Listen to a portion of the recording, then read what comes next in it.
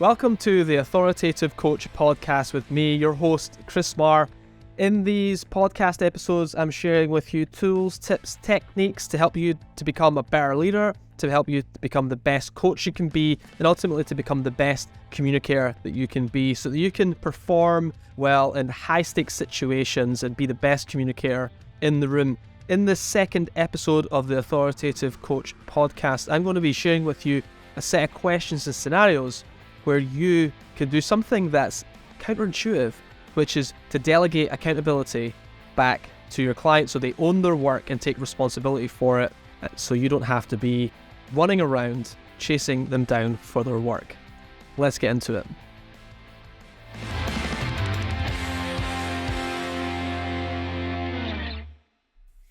So here's a set of questions you can use with clients. You can also use these with team members as well, but I'm going to specifically use a client scenario for this in a professional service context where the client's really getting in their own way. They've got too many things going on, they're not getting anything finished, they're not getting anything done, they're getting distracted, missing deadlines, full of excuses. I mean, we've all, especially in professional services, projects, there's the problem with scope creep, and there's the missing of deadlines, not getting the work done is really affecting the whole project. Everybody suffers, right? It creates this friction in a project, and I don't know, like that buyer's remorse can creep in as well, right? Where everybody just doesn't feel happy with the work that we're doing.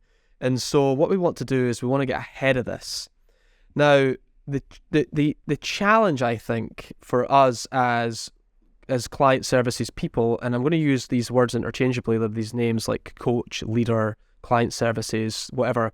What we do is we want to sweep in and save the client from the thing. And what that usually means is that we start saying yes to a lot of things. We'll do that. We'll take care of that. We'll get that done. We'll make sure this happens. And the client isn't learning anything, right? It's like we're sweeping in to save them from the difficult position that they're in, the challenge that they're having. But ultimately, we're not here to do that, right? We're not here to save people from themselves. We're here to really challenge them. Something I've learned certainly over the years is that even if your client doesn't tell you this explicitly, they often don't, is that they actually want to be challenged by the people that they're working with, because nobody else is doing it. Nobody else is asking the hard questions. Nobody else is really pushing them to be better at the work that they're doing. And so our job is to do that. We have to ask those questions. We aren't going to sit back and watch them do things that ultimately lead to failure, that ultimately lead to us doing mediocre work. We're not interested in that. And so because we've learned what good looks like, we have to take control of the situation, and we have to educate and teach and really challenge our clients to do better work, to behave in better ways. And so we want to get away from this natural tendency to want to jump in and save the day.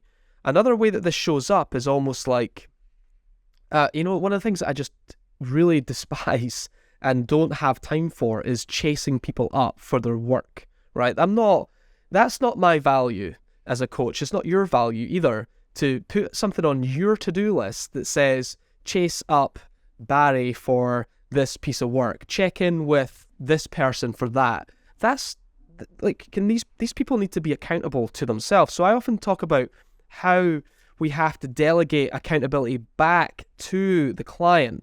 We're not accountability partners. We don't have time for that. We're all adults here. Let's make sure that we're all owning and taking responsibility for the work that we want to do. And so we're not here to chase people up. Our job, if we really want to get ahead of this is what I'm going to share with you, is something that you can use any time that you're setting out the work for a project or for a priority, and you're getting ahead of problems before they become problems, which we call the Vanguard principle, right? Getting ahead of problems before they become problems. And so you know what could potentially go wrong. And so we're going to make sure that we get ahead of much of that as possible so that we reduce the friction in the work that we're doing. And if we can reduce the friction, it leads to a better experience for everybody. And it gives us a chance to show our true value. Your value is not tied up in doing the work. Okay, so we have to get used to this idea that our value isn't actually getting it done somehow. It's not always about us doing it. And so we're here to set the conditions for the work to happen. So how do we do that? Well, we have to, first of all, get an agreement from the client about what those conditions are. So we have to collaborate on that. We have to make explicit expectations for what the relationship looks between us, right? Between the coach and the client, between the client services and the client, who's doing what those expectations should look like. We also have to create a sense of ownership and accountability and responsibility within the client too. We don't want them thinking that we're going to do everything. They need to know what they own and what they're accountable to. And so we're going to coach them through what that actually looks like. This is about you being really clear about your boundaries, about where your time should be spent. Where is your time is going to be most valuably spent, and what does that look like? It's not chasing people up for work. It's not doing certain types of work. And it's certainly not taking responsibility for the things that your client should be doing for themselves. So when you're agreeing work, you're going to delegate accountability back to the client. And here's a set of questions that I've found to be useful for myself that you can use to have that conversation with them. Okay, and you can use these interchangeably. Some of them might not apply in every single situation, but you'll get a sense of what this conversation will look like when I share these 5 questions with you. So the first thing is, when you're looking at all the work that they've got to do, it's out of these priorities, which one is the most important right now and why? And so what you're going to do is you're going to take all the work and you're going to get them to work with you to stack the work in order of priority.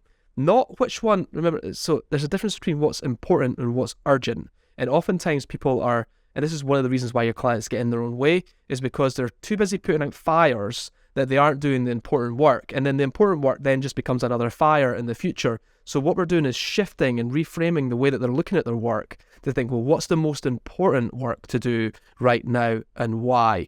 Let's get them stacked in order.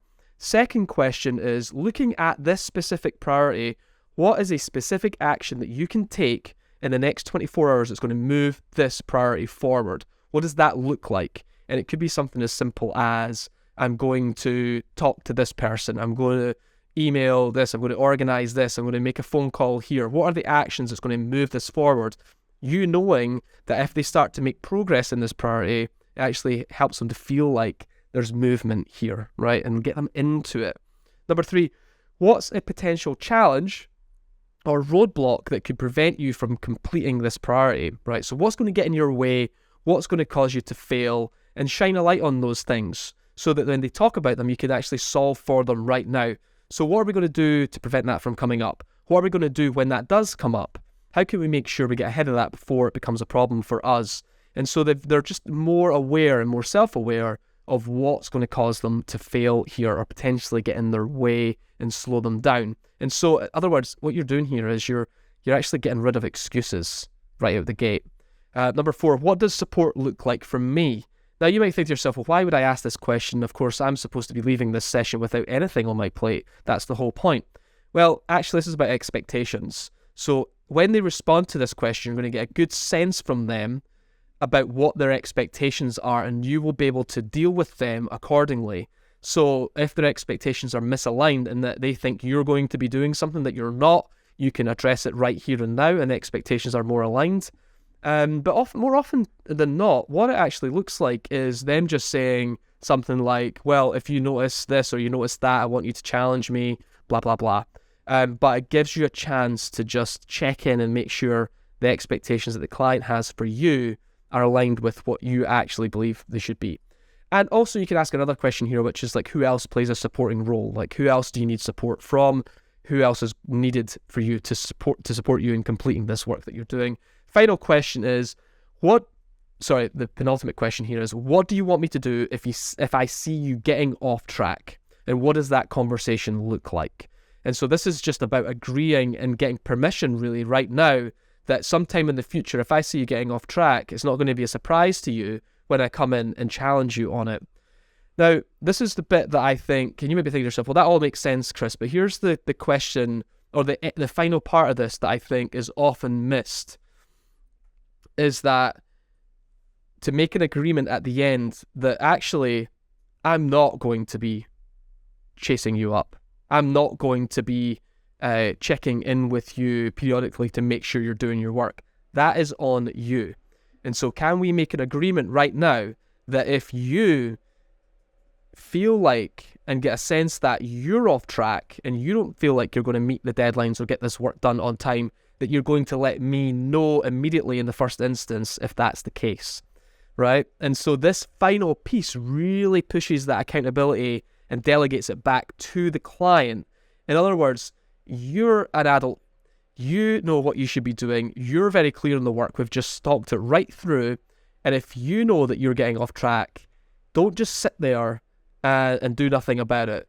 Tell me what's happening so I can work with you and I can help you. And so we've just moved everything over to the client now, and you can walk away from a session like this, hopefully, with nothing on your plate.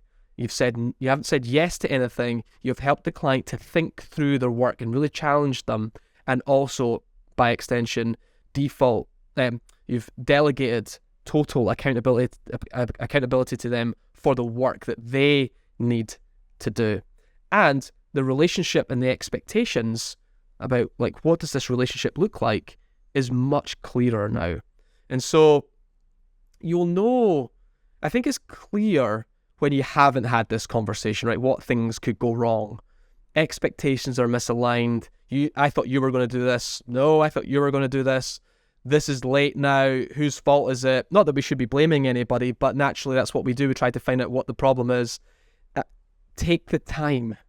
Add some extra time into those initial calls where you're setting the agendas and the project deadlines for your work to make sure everybody knows who's doing what, who's accountable for what, and really walk through it so you can get ahead of problems before they become problems, with the real outcome being here is that we have really smooth projects, really strong relationship, really clear expectations, ultimately leading to a much happier, better relationship with our clients, and that we get to do better work, and we start to get more joy and fulfillment and happiness from the work that we're doing.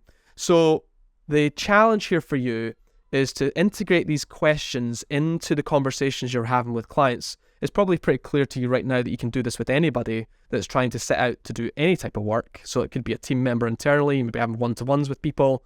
It could be your team, your marketing team, your sales team, whatever it is, to really just, as a leader, as a coach, as anyone that's managing anyone really, whether that's clients or internally, to delegate accountability and responsibility and ownership back to the people that really need to do the work. As always, lots of information in the show notes, how to connect with me, how to get in touch with me if you've got any questions. I'm always interested in how you're using these questions and how valuable they are to you, and what kind of breakthroughs and changes that's making to the work that you do, and also to your growth as a leader, as a coach, as a human that works with people. So don't hesitate to get in touch with me. I like to hear from you, and I'll see you next time.